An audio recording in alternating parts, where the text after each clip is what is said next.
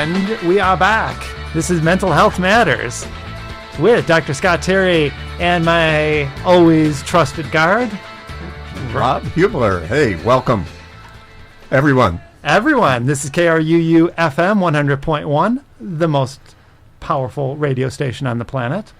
And we've got two incredible guest hosts tonight as we talk about black and white thinking and what that actually means in the world, in the community, and in terms of mental health issues, which is what we're going to get to. So let's start. Rob, why don't you introduce our guests today?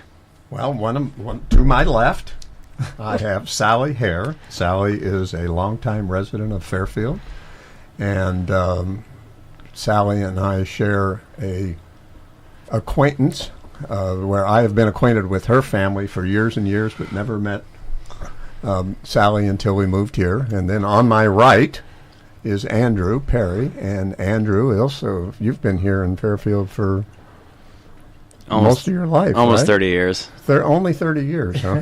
Okay. But you both have really interesting backgrounds as well that bring a lot to this table. All three of you guys, actually.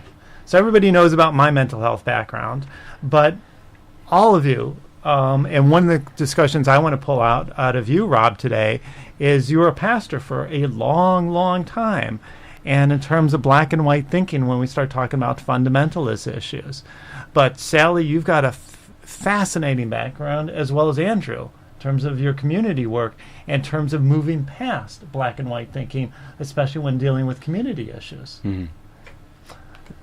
So let's start off with talking about why I'm so inspired by this topic. So partially this comes from my issue in terms of working with clients, where clients end up in this kind of black and white modality, which is a fight or flight. And being able to transcend that fight or flight notion into something more powerful where they could have some control over their lives, where they're not reactive or attacking back. Because either side, if I'm withdrawing, then it gives the other person power and they feel abandoned. And if you're attacking, then they feel attacked and they don't want to address things, but it also gives them control and power. Either way, you lose if you run into fight or flight. Either way, you lose when you're talking about relationships. And if you're in black and white thinking, then it's always your partner's fault or it's always your fault. And you're into this notion of right and wrong, black or white, good or bad.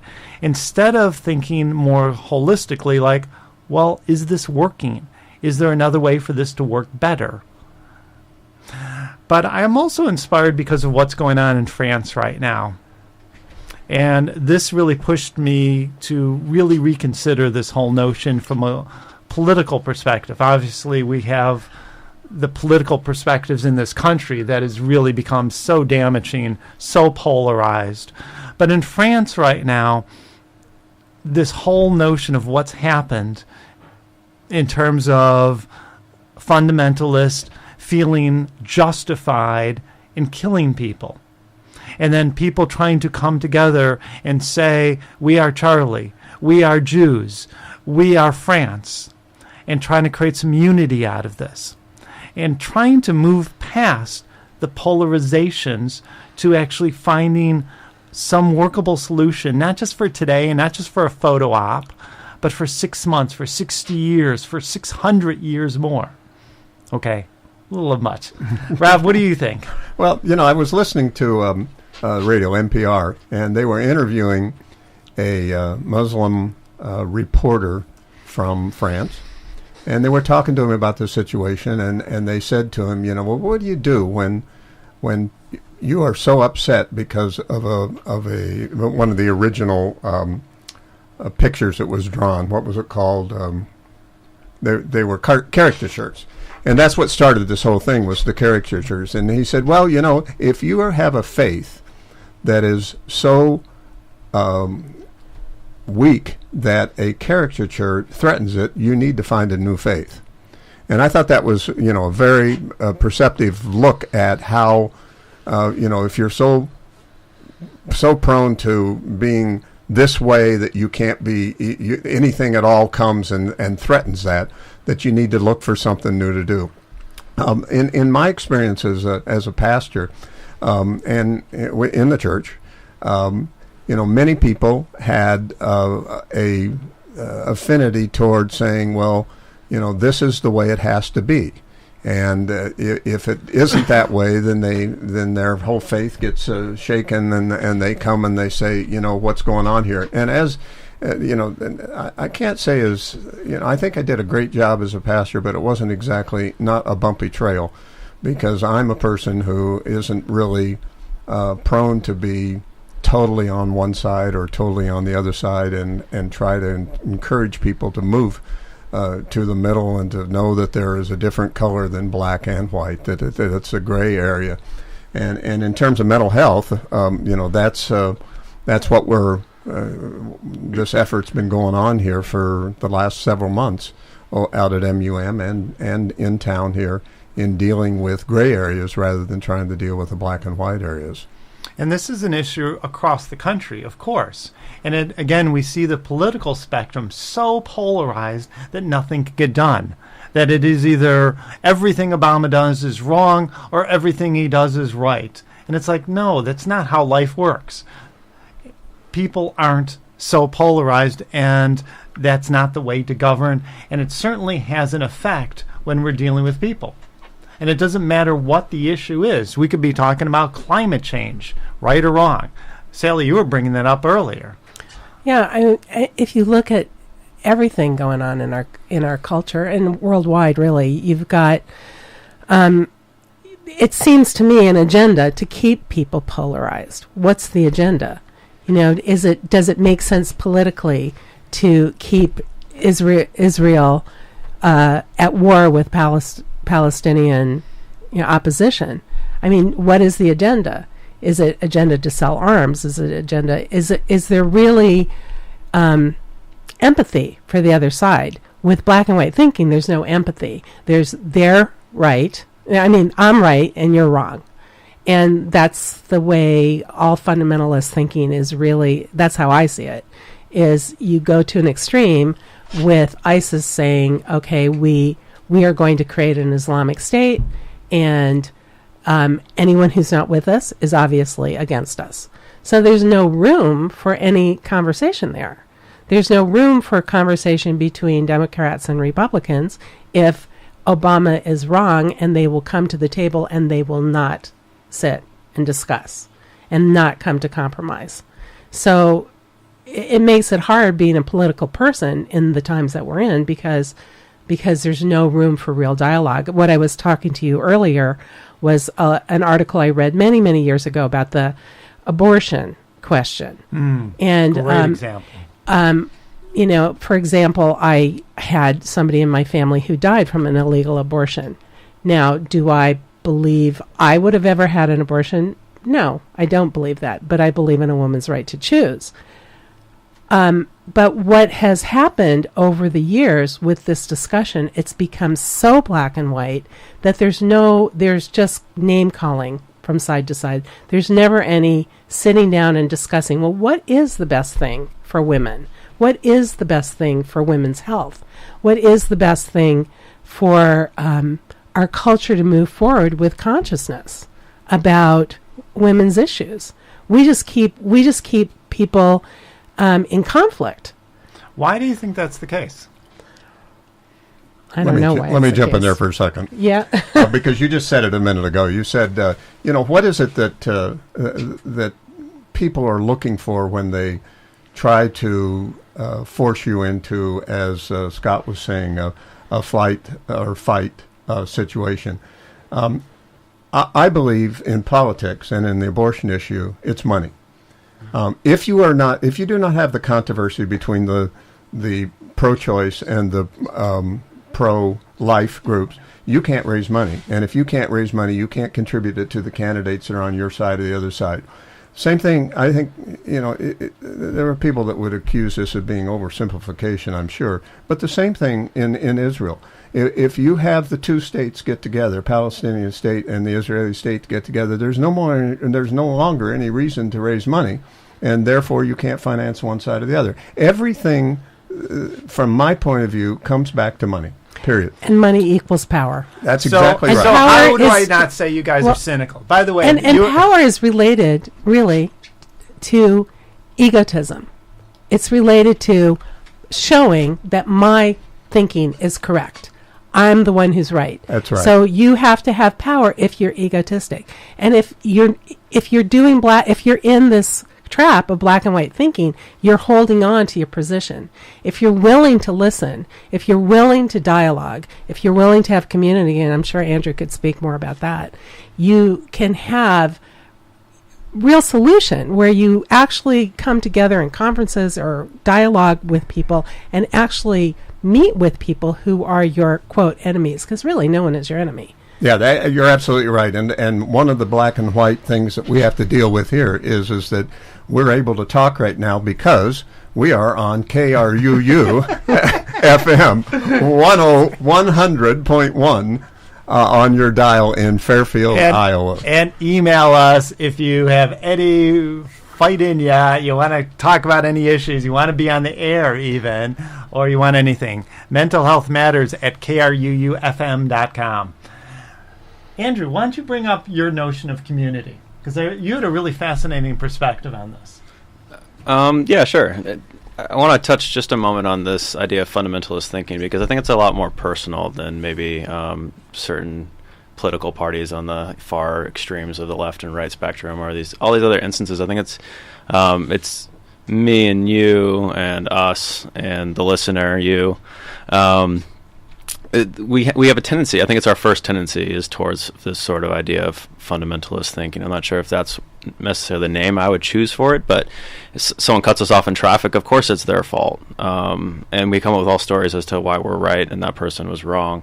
There's even a cognitive bias. This is the fundamental attribution error, or correspondence bias, where we come up with a story as to why, of course, we're right and that other person's just a really bad driver or doesn't know any better, or we attribute all these internal things, whereas when we cause something, we understand there's a whole circumstance and context that is created for that.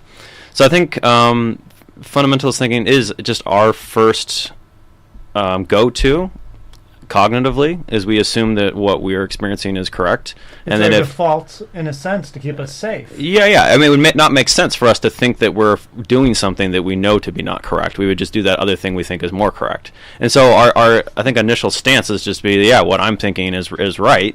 And then I think where the mistake, where it becomes fundamental, is when it doubles down. When you start to get feedback that maybe someone else has different information or different values or different goals, and then we just assume still that they must have the same goals, the same values, the same information.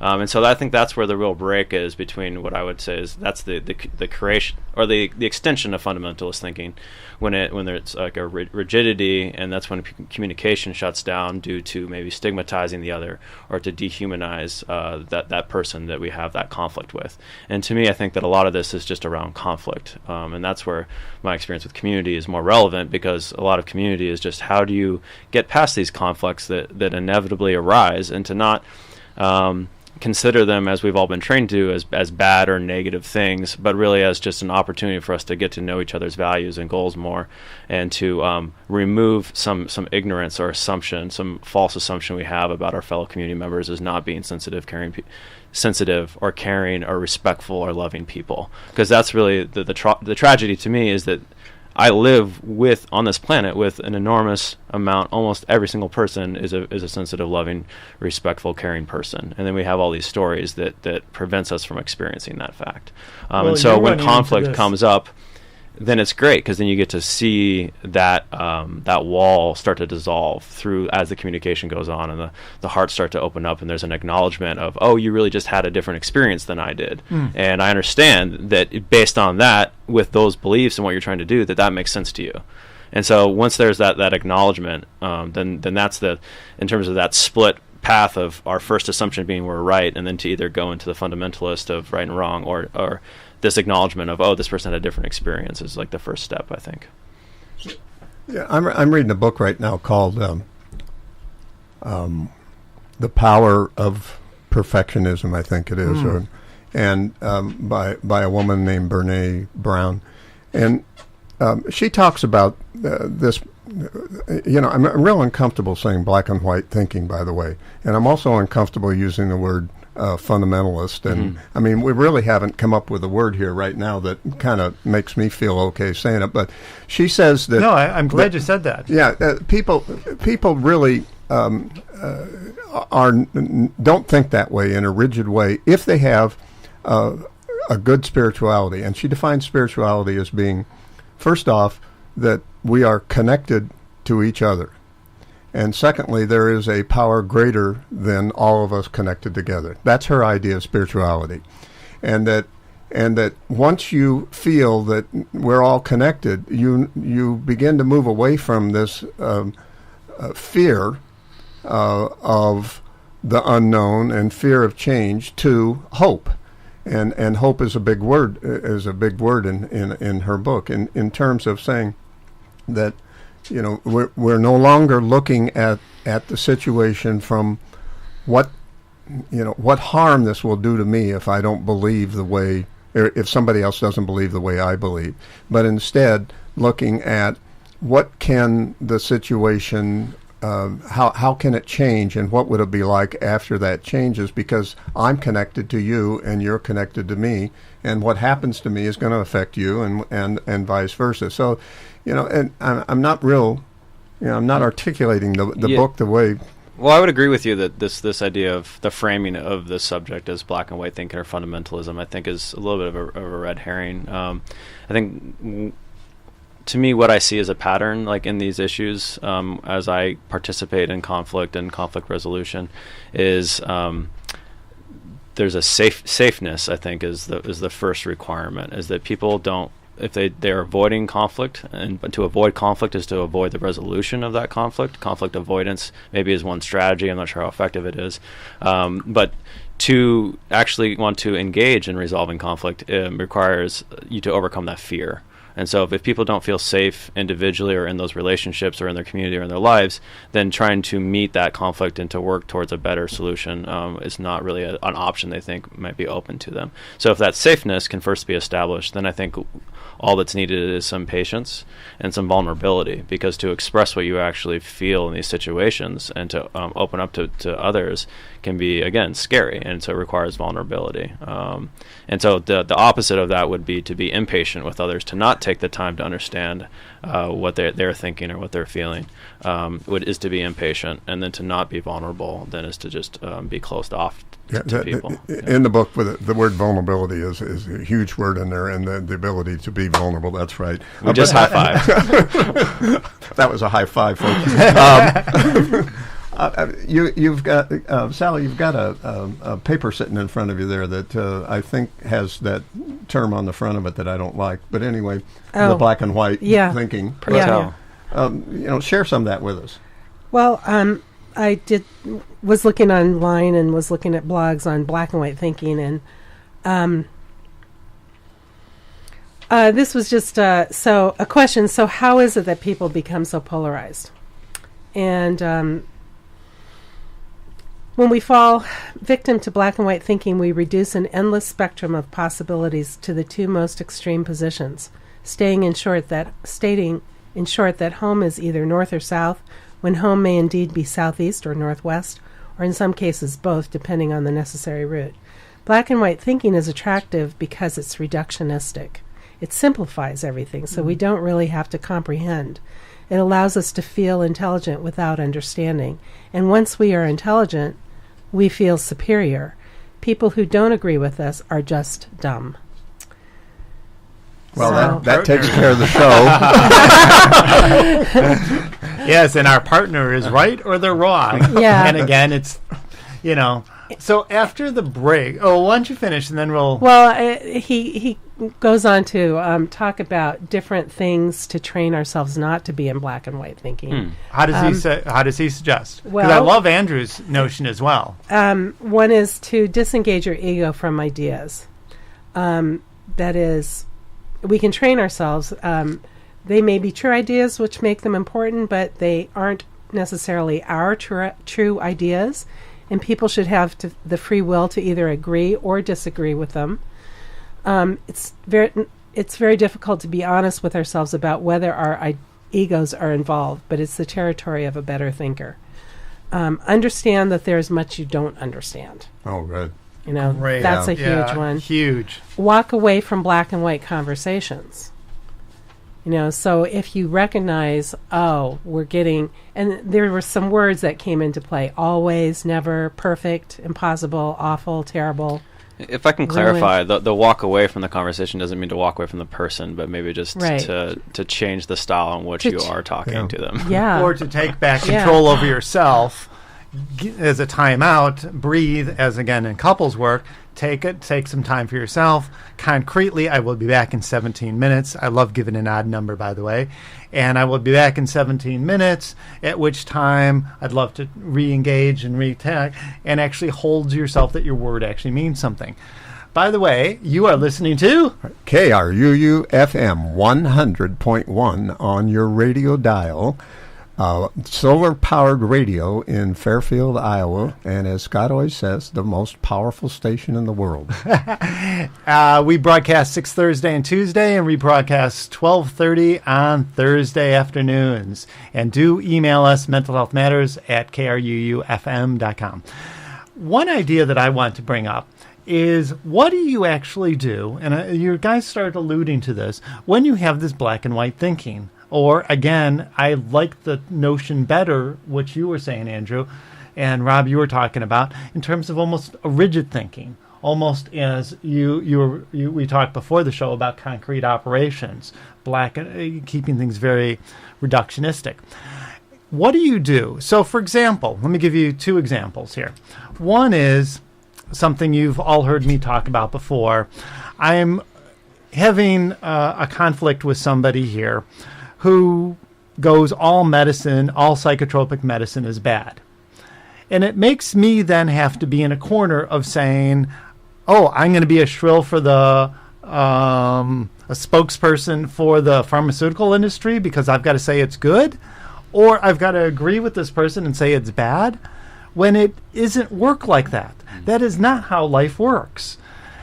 As everyone's heard me say, for instance, if you are mildly depressed, then lifestyle changes, exercise, meditation, diet, sleep, talking to a therapist and addressing the issues, finding a way to deal with the circumstances as well as the biology, which is what mild depression really addresses, those two conditions, circumstances and biology, then most likely I could shift with even just some mild supplements, if it's even needed, whatever neurochemistry is going on. If you're majorly depressed or bipolar, you know what? Your brain's kind of messed up at the moment, and you really need some support, which might mean some pharmaceutical help, which is a whole lot better than dying, which is what we have happening over and over and over again, especially in this community and throughout the world, because conditions aren't being addressed. And so that doesn't mean that you have to be on medication the rest of your life. It might mean that if you do some of these lifestyle changes, your medication could be drastically reduced, or you might need some other kind of treatment. But it's getting back to you taking control over you so you know what works for you. I said to somebody today, I'm a vegetarian. That doesn't mean that I have judgment on you for eating meat. It's what works for your body. It's not about morals anymore. It's about what works for you today in your body and in your mind and in your heart and in your spirit. So how do you escape that black and white discussion, again, that rigid thinking with somebody else? Andrew, you were going through a conflict with somebody here in terms of they are starting to polarize you, and you're going, how do I have this discussion when their thinking is very rigid? And I'm trying to be open to them, but then it becomes, Yeah, I mean, I just walked away from dealing with a conflict within our project, which was actually resolved within that space. But just to go back to this example you introduced with this woman, for me, typically the questions are always, what do you mean by all medicine? Or what do you mean by medicine? What do you mean by bad? Exactly. And just seek to understand first. I don't actually understand what she's saying yet before I can, and also, what is my agenda? what in what context are we having this conversation? Because Yes, for me, there needs exactly. to be. Is she forcing this lifestyle upon her child or upon another person? Is it creating some conflict, or is it just ideological, or are you just having a philosophical debate? Because like you can have that conversation. That's not one that is necessarily interesting to me specifically. But if it's an actual conflict, then where is that conflict? Because where's the actual like party that's being affected, or is it her as an individual? And then it would be, well, I have concern, for you, and I want to just check in. Are things actually working out for you? Is that approach really serving you, or is there some problems that could be addressed in this other way? So I think in my experience, avoiding reflecting the rigid thinking, avoid shaming the person. I don't find I see that as being like a quick step that everyone kind of gets to. It's just like, oh, we just have to lash out and tell this person they're stupid, or My like whatever it is. wrong. Why did she do this? And shame again if getting out of this other way of relating to each other is requires safety to do that, an experience of safeness, then shaming someone is the quickest way to shut down that experience. So for me, just really understanding what is her motivation, what are her values, because they're probably good human values. She probably just has real concern, has probably some real tragic experience in her past of someone being really harmed by traditional medicine. And so they have been. and that occurs. And so affirming that and really understanding, and so she knows that you understand exactly what she is saying, and then you're like, yeah, I totally get why you have that position, and there's still these other circumstances that I'm also aware of that you aren't aware of, in which this medicine is needed or is helpful for these people. And so again, trying to understand exactly what that person is first saying, so that they can be confident that when you say, I still disagree with you, that they understand that it's not there's not something personal, there's not you lacking some understanding of their position, but you can restate it to them. Yeah, we got 2 minutes to go, but I just responding to you, one of the things that comes to mind is that the ability to get to that point that you were talking about also involves a whole lot of trust from that other person to you, and trust back and forth. Or in my experience in the ministry, if I'm vulnerable and I talk about my vulnerabilities, the other person will feel confident to talk about theirs, and then you can begin to have some kind of a dialogue. Yeah, I would say trust begets trust, vulnerability begets vulnerability. Right. That's always love been my begets experience. love, no. But anyway, you're listening to KRUU Radio 100.1 FM, and we're coming to the end. And Scott, would you want to summarize everything, and so everybody knows how to deal with this from now on, and we'll solve all the problems? I think there's a number of do all the things. I think there's a number of ideas on the table today. Let's just go around one last time. Sally, what else? What would you like to conclude with today? Well, I would just like to conclude with what Andrew spoke about. I see on a global level that there really needs to be more empathy and dialogue between different people of different positions in the world on pretty much everything, and we don't see a lot of that, and that needs to be encouraged. We've been moving, in fact, away from that. Yes. Because people, again, you brought up that word fear. And it's like letting go enough of the fear so you could feel strong in who you are. That doesn't mean you have to judge, shame, guilt, remorse, anybody else or anything else about you. And it's like letting go of that fear so we can move forward. And that is true individually and politically in every other way. Rob, what do you want to say? Very quickly, the name of the book, by the way, in case anybody cares, it's not The Power of Perfection. It's The Power of Imperfectionism. and again, for me, the real connection is whether or not how we feel about us in the world. Are we connected to other people? Are everybody together? Are we compassionate to other people? Can we love other people? And when other people return that and we put that out, I think then compromise and dialogue begins. Okay. Any quick last word? Yeah, last word for me is just building off of the idea of more empathy is needed, because in the history of the world, all violence and war, all the great tragedies have occurred through the lack of empathy and by the dehumanization and stigmatization of the other. Great way to end it. Thank you, everyone. Great talk today. Mental Health Matters. Bye.